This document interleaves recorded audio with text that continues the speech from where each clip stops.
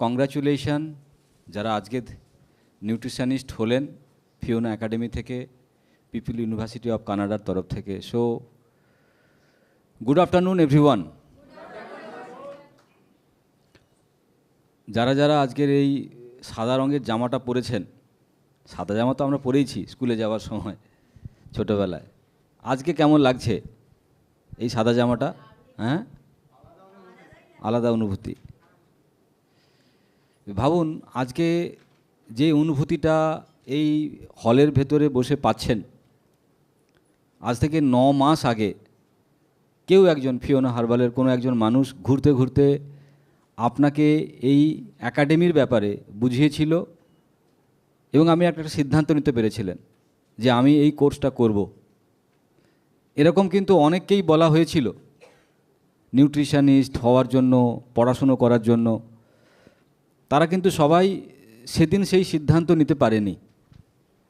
যারা নিয়েছেন, পড়াশুনো করেছেন, আজকে এখানে তারা একটা সফল কেরিয়ারের স্বপ্ন দেখছেন। সো নিউট্রিশন নিয়ে তো ম্যাডাম বললেন, অসাধারণ বললেন, কারণ দেখতে খুবই ছোটোখাটো কিন্তু মানুষ হিসেবে খুব সুন্দর, সাধারণ একদম। সো নলেজ অনেক গভীর, নিশ্চয়ই যখন পড়াশোনা করিয়েছেন নিশ্চয়ই বুঝেছেন। কারণ আমাদের কাছে প্রচুর নিউট্রিশনিস্ট ম্যাডামরা এসেছেন ইন্টারভিউ দেওয়ার জন্য, কিন্তু তারা কেউ সিলেক্ট হয়নি। তাদের অনেক পাণ্ডিত্য, অনেক হয়তো তাদের নলেজ, অভিজ্ঞতা, কেন তারা সিলেক্ট হয়নি? কারণ তারা যে জিনিসটা পড়ায় সে জিনিসটা তারা নিজেরা মানে না। সো একটা ঘটনা আমার মনে পড়ছে, দারুণ এক্সপিরিয়েন্স। একজন নিউট্রিশনিস্ট উনি আমাদের কাছে এসেছেন চাকরি করার জন্য। তো উনি বলছেন আমি ওয়েট ম্যানেজমেন্টের কোর্স করি বিভিন্ন হসপিটালে। আমি ওয়েট ম্যানেজমেন্ট মানে মানুষের যাতে ওজন না বাড়ে তার চেষ্টা আমরা করি এবং তার আমরা লোককে সলিউশন দিই, কী খাবেন, কিভাবে থাকবেন, যাতে মানুষের ওজন না বাড়ে। আর ওনার ওজন কত? আমি বললাম আপনার ওজন কত? বলছে আমার এই 80। ঠিক আছে, তো যিনি নিউট্রিশনিস্ট তার ওজন 80 কিলো, তিনি সমাজের নিউট্রিশনিস্ট, তিনি সমাজকে কি করছে, লোককে শেখাচ্ছে কি করে ওজন কমাতে হয়। এটা কিন্তু ভারতবর্ষ নয়, সারা পৃথিবীর এই অবস্থা। যিনি ডায়াবেটিকের ডাক্তার, তার নিজের ডায়াবেটিক, তার শ্বশুরের হার্টের প্রবলেম, তিনি একজন কার্ডিওলজিস্ট। সারা পৃথিবীর শ্বশুরদের কার্ডিওলজিস্ট নিয়ে পরীক্ষা নিরীক্ষা, কার স্টেন লাগাতে হবে, কার হার্ট ব্লকেজ খুলে দিতে হবে, কিন্তু নিজের শ্বশুরের চিকিৎসা তিনি করতে পারেন না। ঘরে ঘরে এই অবস্থা, ঘরামির ঘর কানা। এই অবস্থায় people university of Canada nutritionist নিয়ে যারা পড়াশুনো করেছেন, নিউট্রিশন নিয়ে যারা পড়াশুনো করেছেন, তারা কিন্তু আগামী দিনে ভারতবর্ষের মানুষের কাছে একটা মিসাল হবেন। কেন? কারণ একমাত্র ফিওনা একাডেমি তারা মানুষকে নিউট্রিশনিস্ট প্রডিউস করছে, কিন্তু তারা নিজেরা প্রথমে নিজেদের উপরে এই যে প্রফেশন, এই যে এডুকেশান, সেটাকে তারা নিজেদের উপরে প্রয়োগ করছে, তারপরে সেটা লোকের উপরে প্রয়োগ করছে। সো তার মানে নিজে যদি এই ব্যাপারটাকে রপ্ত করতে পারি, নিজের মধ্যে যদি এই এডুকেশানটাকে ব্যবহার করতে পারি, তাহলে কিন্তু আমরা কাজটা খুব সাধারণভাবে করতে পারবো। না হলে কি হবে? না হলে এই কাজটা খুব সুন্দরভাবে করা যাবে না। এবারে বক্তব্য যেটা, পড়াশোনাটা করা খুব সহজ, কারণ ক্লাসের রুম আমি আর মাস্টারমশাই, বা আমি আর টিচার, বা আমি একটা মোবাইলের ফোনের সামনে বসে আছি, ক্লাস করছি, তারপরে পরীক্ষা দিয়েছি, টিক মার্ক দিয়েছি, কখনো লেগে গেছে কখনো লাগেনি, এরকম হয়েছে, ঠিক আছে, তাতে একটা রেজাল্ট চলে এসেছে এবং তাতে কেউ কেউ পাস করেছে, কেউ কেউ ফেলও করেছেন। যারা পাস করেছেন তারা খুব খুশি, যারা ফেল করেছেন তারা খুব দুঃখী। তো তাদেরও আবার ব্যবস্থা আছে যাতে তারা আবার পরীক্ষা দিতে পারে, আবার তারা পাস করতে পারে। সো যারা পাস করে গেছি, একটা তো সুখ, একটা তো আনন্দ হচ্ছে যে হ্যাঁ আমি পাস করে গেছি, আমার অ্যাটলিস্ট আমি নিউট্রিশনিস্ট হয়ে গেলাম, আমি যে টাকাটা দিয়েছিলাম সেই টাকাটা থেকে আমার মোটামুটি আমার হিসেবের অঙ্ক বলছে ঠিকঠাক হয়েছে। কিন্তু হিসেবের অঙ্ক এখানে ঠিকঠাক নয়, এই জায়গাটাতে শেষ হয়ে যায় না। হিসেবের অঙ্কটা হচ্ছে এরপরে, যে 20,000 বা যে 13,000 বা যে 14,000, 14,000, 15,000 বা 20,000 রুপিজ আমি এই এডুকেশনের জন্য খরচা করেছি, এই টাকাটা কিন্তু বাড়ির লোককে ফেরত দিতে হবে। এতদিন আমরা স্কুলে পড়েছি, কলেজে পড়েছি, মা বাবা অনেক টাকা খরচা করেছে, কিন্তু সেই টাকা বাড়িতে ফেরত দিইনি কোনো দিন। কিন্তু এই প্রথম এমন একটা এডুকেশান যেটাকে আমরা বলছি কেরিয়ার ওরিয়েন্টেড এডুকেশান। কেন কেরিয়ার ওরিয়েন্টেড এডুকেশান বলছি? কারণ যে টাকাটা তুমি পড়াশুনো করে খরচা করেছো, ইটস ইয়োর রেসপন্সিবিলিটি সেই টাকাটা বাড়ির লোকের হাতে ফেরত দিয়ে দেওয়া তোমার প্রফেশনের মাধ্যমে। না হলে এই এডুকেশানটা তোমার কেরিয়ার দিল না। অ্যাটলিস্ট 20,000 টাকা তো আমি বাড়িতে ফেরত দিতে পারি আমার এই প্রফেশনের মাধ্যমে। না হলে আমি কি এডুকেশান নিলাম? আর যদি নিলাম, নিয়েই যদি বাড়িতে বসে থাকি, তাহলে আমি নিউট্রিশন নিয়ে পড়াশোনা করলাম কেন? এইখানটাতে তোমাদের একটা প্রবলেম হবে। তার কারণ পড়াশুনো করা আর বাস্তবে রাস্তায় নেমে মার্কেটে এসে কাজটা করা সেটা কিন্তু খুব কঠিন। সেটা শুধু তোমাদের জন্য নয়, পৃথিবীর সমস্ত মানুষদের জন্য একটা কঠিনতম ব্যবস্থা বা কঠিনতম একটা সময়, যখন তুমি পড়াশুনোর বাইরে গিয়ে যখন কিছু একটা করতে চাইবে। যদি আমার কথা বলি, আমি যদি আমার উদাহরণ দিই, তাহলে আমিও জানি আমি যে প্রফেশনে ছিলাম সেখান থেকে পড়াশোনা করার পর যখন আমি কোর্টে প্র্যাকটিস করেছিলাম বা মার্কেটে এসে কাজ করা শুরু করেছিলাম, তখন দেখলাম পুরোটাই আলাদা। তখন মনে হলো মা, এ তো বলা হয়েছিল অন্য জিনিস, হচ্ছে আরেক জিনিস। কারণ তখন বলা হয়েছিল নিউট্রিশন দিলেই হবে, খাবার চার্ট দিলেই হবে, প্রোটিন, ভিটামিন, মিনারেলস। এখানে তো ক্যান্সার হয়ে গেছে, এখানে তো হাঁটতে পারছে না, এখানে তো লুজ মোশন থামছেই না। তখন নিউট্রিশন ম্যাডামকে ফোন করছি, ম্যাডাম লুজ মোশন থামছে না, কি করা যাবে? কারণ তখন বাস্তব 104 জ্বর, কি করব, কোন নিউট্রিশন? কারণ সেটা তো পড়িনি। বাস্তব কি বলছে? 104 জ্বর। তখন আমরা হই হই করে কোথায় চলে যাই? ডাক্তারের কাছে চলে যাই। ক্রসিন খেয়ে নিই, প্যারাসিটামল নিয়ে নিই, কেন সবাই জানি। তখন নিউট্রিশন ভুলে যাই, তখন আমরা নিউট্রিশন মাথায় রাখি না। বাড়িতে যদি কারো ছোটো বাচ্চার কোনো শরীর খারাপ হয়ে যায়, সঙ্গে সঙ্গে আমরা কি করব? রিক্সা ভাড়া, অটো ভাড়া, টোটো ভাড়া করে হসপিটালে পৌঁছে যাব। কারো যদি কিডনি স্টোন হয়, তখন কি হবে? বলছে না না স্যার, ও নিউট্রিশনে সারে না। তাহলে পড়লাম যে, তার মানে পড়া আর বাস্তব দুটোর মাঝখানে একটা অনেক জায়গা খালি। সেই খালি জায়গাটা যে সমস্ত নিউট্রিশনিস্টরা পূরণ করতে পারবে, তারা হবে একজন প্রফেশনাল নিউট্রিশনিস্ট। আর যারা পূরণ করতে পারবে না, কারণ পড়াশুনো একদিকে আর বাস্তবতা আর একদিকে, এই পড়াশুনো আর বাস্তবতার মাঝখানে এসিটা মনে একটু কমাতে হবে নাকি? সবাই কাশছে। ওকে, মনের কথা কেউ বলছে না, ঠিক আছে। ওকে ওকে বলে দিয়েছে, কমিয়ে দিচ্ছে, এবার গরম হবে। আমিও একটু চেষ্টা করছি যাতে গরম করে দেওয়া যায়। সো এই যে পড়াশুনো হলো, পড়াশুনোর পরে এই যে আমি প্র্যাকটিস শুরু করব, আমি প্র্যাকটিস করতে গিয়ে এরকম ভয়ঙ্কর ভয়ঙ্কর ঘটনা দেখতে পাবো। ভয়ঙ্কর। কালকে একজন পেশেন্ট এসেছে, ক্যান্সারের এদিকের গালটা নেই, ক্ষত হয়ে ঝুলছে, রক্ত, পুঁজ, অদ্ভুত রকমের একটা পচা গন্ধ। কিন্তু সেটা তো মানুষ, সেটা আমার বাবা হতে পারে, আমার দাদা হতে পারে। অনেক মানুষ কষ্ট পেয়ে শুনছে, এ বাবা কী করছেন স্যার? ওর সঙ্গে বসে আছেন, ভদ্রলোক আবার আমাকে জড়িয়ে ধরছেন, আমি অনেক আশা নিয়ে এসেছি স্যার, বেঁচে যাব।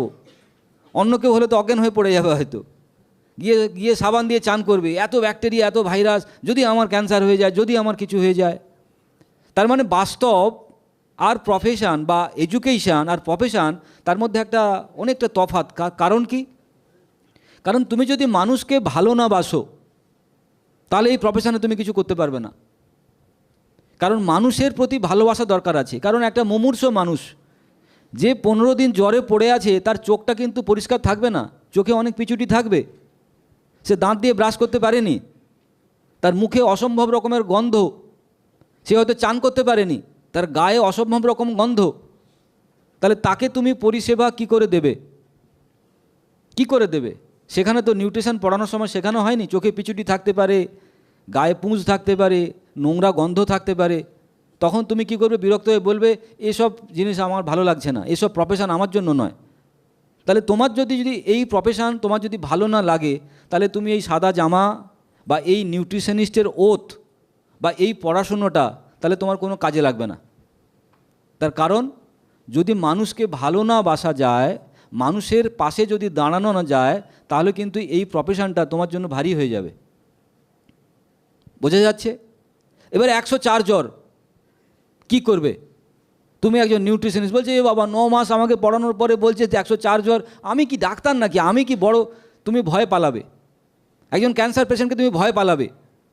কারোর ডায়ালিসিস চলছে, হয়তো ক্রিয়েটিনিন 5.9, তুমি পড়েছো ক্রিয়েটিনিন মানে সাংঘাতিক, কিডনি কাজ করছে না, 80% কিডনি বন্ধ, তুমি ভয়ে দৌড় লাগাবে বা তুমি অজ্ঞান হয়ে যাবে। তুমি হয়তো ভয়ে তুমি বলবে না না না না আমাকে ছেড়ে দিন স্যার, আমার ভুল হয়ে গেছে, হাত জোড়ো করে নেব হয়তো।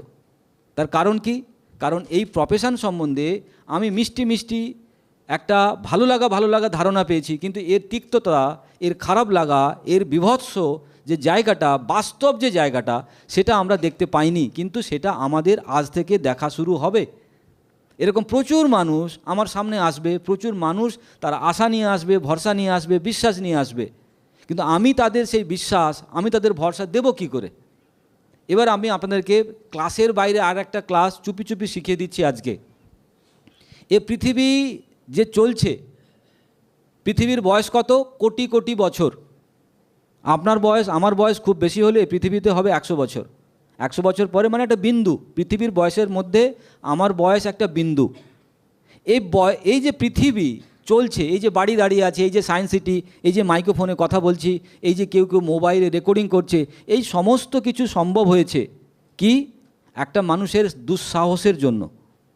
কোনো একটা মানুষ দুঃসাহস করেছিল যে আমি জলে ভাসব, সে জাহাজ তৈরি করেছে। কোনো একটা মানুষ দুঃসাহস তৈরি করেছিল যে আমি আকাশে উড়ব, সে হয়তো অনেকবার গাছ থেকে ঝাঁপ দিয়েছে তালপাতা লাগিয়ে। অনেক ভিডিও দেখেছি না, 2 হাতে তালপাতা বেঁধে দিয়েছে, দিয়ে ডানার মতো করে গাছ থেকে ঝাঁপ দিয়েছে, তারপরে যা হওয়া তাই হয়েছে, হাড় ভেঙেছে, পা ভেঙেছে, মুখ ভেঙেছে।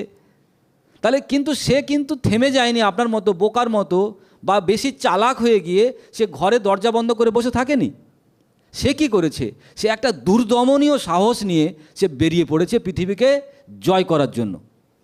তার মানে কোথাও না কোথাও রহস্যটা বুঝতে পারছেন যে নিউট্রিশনিস্ট হই, ইঞ্জিনিয়ার হই, ডক্টর হই বা লয়ার হই, যদি আমার বুকের ভেতরে সাহস না থাকে, তাহলে কোনো প্রফেশন কিন্তু আমার জন্য প্রফেশন নয়। কোনো কেরিয়ারে কিন্তু আপনি কিছু করতে পারবেন না। শুধু লাগবে কি? বুকের সাহস, একটা দুর্দমনীয় সাহস লাগবে। এবং এটাই আসল এডুকেশান, এটাই হচ্ছে অ্যাকচুয়াল পড়াশুনো, যেটা কিনা ক্লাসঘর আর বাস্তবের সঙ্গে আপনাকে জোড়া দেবে। তাহলে এ পৃথিবীকে সেই লোকটা ভোগ করতে পারে যাকে বলা হয় বীর। লোকে বলে না বীর ভোগ্যা বসুন্ধরা। বসুন্ধরা মানে কি? পৃথিবী। তাহলে পৃথিবীকে ভোগ করবে কে? যারা বীর, যারা বীর হবে, যাদের মধ্যে বীর, কাদের মধ্যে? তাদের মধ্যে ক্ষমতা আছে। এবার দেখুন এখানে যতজন আমরা বসে আছি প্রত্যেকেরই পা আছে, আবার এভারেস্টে যে উঠেছে তারও 2টো পা আছে। তাহলে তার সঙ্গে আমার তফাৎ কি? সেও দৌড়াতে পারে, সেও হাঁটতে পারে, আমিও দৌড়াতে পারি, আমিও হাঁটতে পারি। সে এভারেস্টে উঠেছে, কিন্তু আমি এভারেস্টে উঠতে পারিনি, পারবও না। তার কারণ আমি ভীতু, তার কারণ আমি বিশ্বাসই করি না আমি পারবো। তার মানে ভাবুন, আজকে আপনাদের পরীক্ষা হয়ে যাবে কারা কারা নিউট্রিশনিস্ট হতে পারবেন, কারা কারা পারবেন না। যারা যারা বিশ্বাস করবেন তারা প্রত্যেকেই নিউট্রিশনিস্ট পাস। মানে আমাদের পরীক্ষায় তো পাস হয়ে গেছেন, কিন্তু প্রকৃতির পরীক্ষায় আপনি ফেল করে যাবেন যদি আপনি নিজে না বিশ্বাস করেন। আপনাকে বিশ্বাস করতে হবে, কারণ আমি পৃথিবীর সঙ্গে ঘুরে বেড়াবো, আমি কাস্টমারের সঙ্গে কথা বলবো, আমি পেশেন্টের সঙ্গে কথা বলবো, কিন্তু আমি কি বিশ্বাস করি? আমি কি বিশ্বাস করি আমি এটা পারবো? আমার বিশ্বাস আমাকে পারতেই হবে, আমি পারবই। এই আমি পারবই, আমাকে পারতেই হবে, এই ক্ষমতাটা যতদিন তোমার মধ্যে হবে না, এই সার্টিফিকেটটা তোমাকে খুব বেশি কাজ দেবে না। আমার ব্যক্তিগত অভিজ্ঞতা থেকে বলছি, পৃথিবীতে এই বিশ্বাসটাই মানুষকে নিউট্রিশনিস্ট না হয়েও নিউট্রিশন পড়াশোনা শিখিয়ে দেয়। তার কারণ তুমি যে বইটা পড়েছো এই বইটা বাজারেও পাওয়া যায়। তাহলে আর কেউ যদি বাজার থেকে বইটা কিনে পড়ে নেয় আর তার মধ্যে যদি বিশ্বাসটা তৈরি হয়ে যায়, সে কিন্তু এই কাজটা করে নিতে পারবে তোমার মতো এত 9 মাস 10 দিন না করেও। তার কারণ পৃথিবী তাকে জায়গা দেবে যোগ্য লোককে। কে যোগ্য লোক? যে বিশ্বাস, যার মধ্যে ওই ক্ষমতাটা আছে যে আমি পারবো, আমাকে পারতেই হবে। একটা রোগী যখন তোমার কাছে আসে, সে একটা কথা শুনতে তোমার কাছে আসে, ডাক্তারবাবু আমি সুস্থ হতে পারবো তো? বুঝতে পেরেছেন? তখন আপনাকে কি বলতে হবে? পারবেন না মানে দৌড়াবেন কালকে। এই ভরসাটা, এই বিশ্বাসটা যে মানুষ দিতে পারবে কোনো পেশেন্টকে, কোনো অসুস্থ লোককে, সেই কথাটা তার জন্য বিশাল বড় নিউট্রিশনিস্ট চ্যাপ্টার, বিশাল বড় তার জন্য একটা ফর্মুলা। তার জন্য প্রোটিন খেলো কিনা, ভিটামিন খেলো কিনা, মিনারেলস খেলো কিনা, সেটা বড় পরিচয় নয়। তুমি তাকে ভরসা দিলে যে একদম ঠিক হয়ে যাবেন, জান ম্যাজিক হবে। যেমন আমার কাছে লোকে এলেছে, আমি কি বলি, আমার ডায়লগ, কমন ডায়লগ, ম্যাজিক হবে, ম্যাজিক। সারবেন না মানে সেরে যাবেন। আমি হয়তো মাঝে মাঝে ভাবি, ঠিক বলছি তো? যারা এত বড় বড় পণ্ডিত, এত বড় বড় ডাক্তার, তারা ভয়ে রেফার করে দিচ্ছে, আপনি এখানে চলে যান, ব্যাঙ্গালোরে চলে যান, চেন্নাইতে চলে যান, ওইখানে চলে যান। আমার কাছে না আছে মেশিন, না আছে যন্ত্রপাতি, না আছে কিছু, শুধু একটা বুকের ভরসা। হবে না মানে ফাটাফাটি হবে না, 1 মাসে পুরো দৌড়াবেন। এই যে জিনিসটা আমি বললাম, আপনি হয়তো বলবেন, স্যার এসব মিথ্যা কথা বলা উচিত নয়। আপনি জানেন না কোয়ান্টাম ফিজিক্স নিয়ে যদি পড়াশুনো করেন, যে পৃথিবীতে মন কতভাবে মানুষকে সুস্থ করতে পারে। কারণ পৃথিবীতে যত রোগ, তার প্রথম সূত্রপাত যদি কোথাও হয়ে থাকে, সে হচ্ছে আপনার মনে। কারণ ফিজিক্যাল বডি যেটা আমরা দেখছি, সেটা মাত্র এইটুকু। সেখানেই ওষুধ, সেখানেই ডাক্তার, সেখানেই ইঞ্জেকশন, সেখানেই সেলাইন, কতটুকু, এইটুকু জায়গা, that is call physical body. মানে এই যে 5 ফুট 6 ইঞ্চি বা 7 ফুট যা কিছু আমরা দেখছি ফিজিক্যাল বডি, সেটা হচ্ছে মাত্র এইটুকু। বাকিটা কি? বাকিটা হচ্ছে আমার মন। মন, তার মানে মনের বিশ্বাস, মনের শক্তি, মনের ক্ষমতা, মনের দৃঢ়তা। মন, যদি কোনো মানুষ মনে করে আমি বাঁচবই, সে বেঁচে যাবে। যদি কোনো মানুষ মনে করে আমার পক্ষে বাঁচা সম্ভব নয়, ওষুধ খেলেও সে মারা যাবে। অনেকে বলেন যে পুরীতে বেড়াতে গেলে এত খিদে পায়, কি বলবো, পুরীর জল মানে ফাটাফাটি, সমুদ্রের জল তো যা খাচ্ছি হজম হয়ে যাচ্ছে। আবার কেউ কেউ বলে, আরে আমি দার্জিলিংয়ে বেড়াতে গেছিলাম গত বছর, পাহাড়ের জল তো মানে বলা, মানে যা দিচ্ছি হজম হয়ে যাচ্ছে, চাউমিন খাই, ম্যাগি খাই, মোমো খাই, সব হজম হয়ে যাচ্ছে। তাহলে কি পাহাড়ে যারা থাকে সবসময় খাই খাই করে? না, সমুদ্রের পাড়ে যারা থাকে তারা সবসময় খাই খাই করে। আপনি বেড়াতে গেছেন, আপনার স্কুলে যাওয়ার চিন্তা নেই, গরু আনার চিন্তা নেই, কাপড় কাচার চিন্তা নেই, কালি হাঁড়ি মাজার চিন্তা নেই। আপনি অর্ডার করছেন আর খাচ্ছেন, ওইটার খাবার দিয়ে যাও, ওইটার জল দিয়ে যাও। তাহলে সব অর্ডার করছেন, পেয়ে যাচ্ছেন।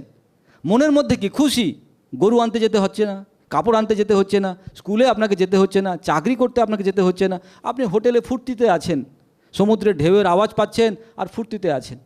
তাহলে তখন আপনার মন ভালো। মন ভালো মানে খিদে ভালো, হজম হয়ে যাচ্ছে। পাহাড়ে গেছেন, অসাধারণ দার্জিলিং, অসাধারণ গ্যাংটক, অসাধারণ তেনজিং নোরগের সমস্ত পাহাড় দেখা যাচ্ছে, সেগুলো খুব ভালো লাগছে আপনার, সেই প্রাকৃতিক পরিবেশ খুব ভালো লাগছে। তাতে কি হচ্ছে, যা খাচ্ছেন হজম হয়ে যাচ্ছে। কেন? মন ভালো। তার মানে মন ভালো, ডাইজেনের থেকেও সাংঘাতিক কাজ করে মন, অ্যান্টাসিডের থেকেও সাংঘাতিক ভালো কাজ করে ভালো মন, ইনোর থেকেও ভালো কাজ করে ভালো মন। সেই জন্য দেখবেন হিন্দুদের বাড়িতে কেউ মারা গেলে সব খাবার ফেলে দেয়। তার কারণ, ছোটোবেলায় ভাবতাম ভূতটুত আছে হয়তো, কিন্তু পড়াশুনো করে জেনেছি ভূত নয়। বাড়িতে যদি কেউ মারা যায়, সেই বাড়ির লোকের অবস্থা ভাবুন, কেঁদে গড়িয়ে পড়ছে, কাঁদছে সবাই। কারুর বাবা মারা গেছে, কারুর মা মারা গেছে, কারুর সন্তান মারা গেছে, কারুর ভালোবাসার লোক মারা গেছে, সবাই তারা হাউমাউ করে কাঁদছে। তাহলে সেই সময় তার মন প্রচণ্ড খারাপ। সেই সময় যদি তাকে খাবার দেওয়া হয়, সেই খাবার তার হজম হবে না, বদ হজম হয়ে মারা যাবে।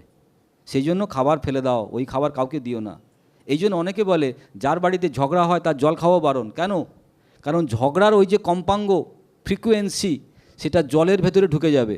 আর সেই জল যদি আপনাকে খাইয়ে দেওয়া হয়, আপনি জানলেন না কিছু, কিন্তু আপনার মধ্যে ঝগড়া ঢুকে যাবে, আপনার মধ্যে ওই রাগ ঢুকে যাবে, আপনার মধ্যে ওই অভিমান ঢুকে যাবে।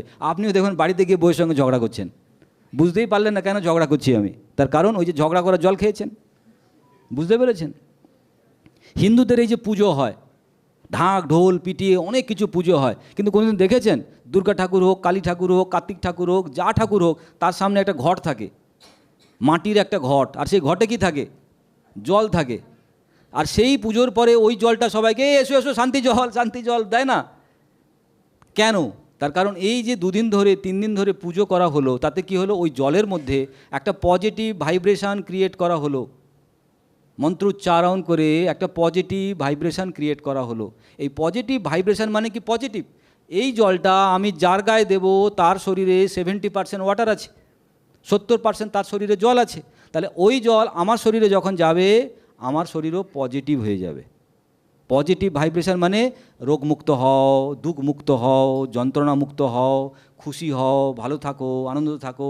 ওই ঘন্টা বাজিয়ে আপনাকে জল ছিটিয়ে দিচ্ছে, শান্তি জল, শান্তি জল, শান্তি জল, আমরা ঘরে ছিটিয়ে দিচ্ছি। কি তার কারণ? Quantum physics.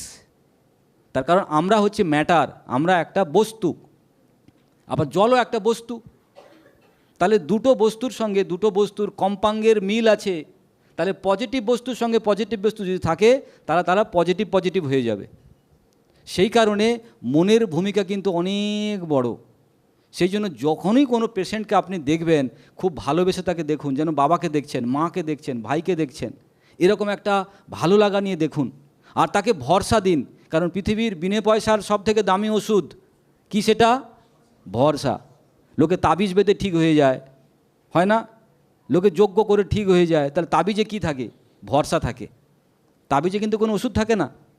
পুরুত ঠাকুর আপনাকে একটা দড়ি বেঁধে দিল, আপনি গাছে একটা দড়ি বেঁধে চলে এলেন, বললেন মনস্কামনা নাকি পূর্ণ হয়ে যাবে। তার কারণ কি? আপনি মন যেদিকে দেবেন সেদিকেই আপনার শরীর নিয়ে যাবে। লোকে বলে না, যথা দৃষ্টি তথা সৃষ্টি। যদি আপনাদেরকে বলি নারকোলের কথা ভাববেন না, নারকোলের কথা ভাববেন না, কি কথা ভাবছেন? তাহলে বুঝতে পেরেছেন আমাদের মন কী ধরনের আমাদের শরীরকে গুগলি দেয়।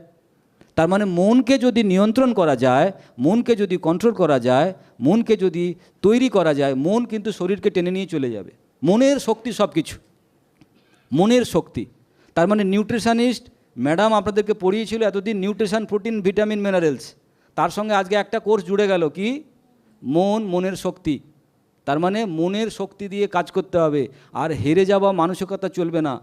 আমি তো জিততে এসেছি, আমি তো জিতবই, আমি জিততে এসেছি, আমি তো জিতবই। সুতরাং এই মানসিকতা আমৃত্যু মনে রাখবেন। যেখানে বিপদে পড়বেন, যেখানে যন্ত্রণায় পড়বেন, যেখানেই কষ্টে যাবেন, আজকের এই শব্দটা কোনোদিন ভুলবেন না, আমি জিততে এসেছি, আমি তো জিতবই। সে কি ঘরে হোক, কি বাইরে হোক, কি চাকরির ক্ষেত্রে হোক, কি ধানের জমিতে গিয়ে হোক, কি ফসল ফলাতে গিয়ে হোক, মনের মধ্যে সবসময় থাকবে আমি তো জিততে এসেছি, আমি তো জিতব। যদি এই মানসিকতা থাকে, পৃথিবীতে আপনাকে কেউ আটকাতে পারবে না। বুঝতে পেরেছেন? আপনাদের জয় অনিবার্য এবং সত্যি সত্যি জয় হবেই। সো আমি আশা করি যারা আমাদের ফিওনা হার্বালের পরিবার, আমাদের সঙ্গে যারা যুক্ত হয়েছেন, আমার সঙ্গে আপনাদের কমিউনিকেশান হয়েছে, জানি না এরপরে আপনাদের সঙ্গে আমার কমিউনিকেশান থাকবে কি থাকবে না, বা কতদিন থাকবে। তার কারণ কেউ তো আমরা রক্তের সঙ্গে কোনো বন্ধুত্ব নয় আমাদের।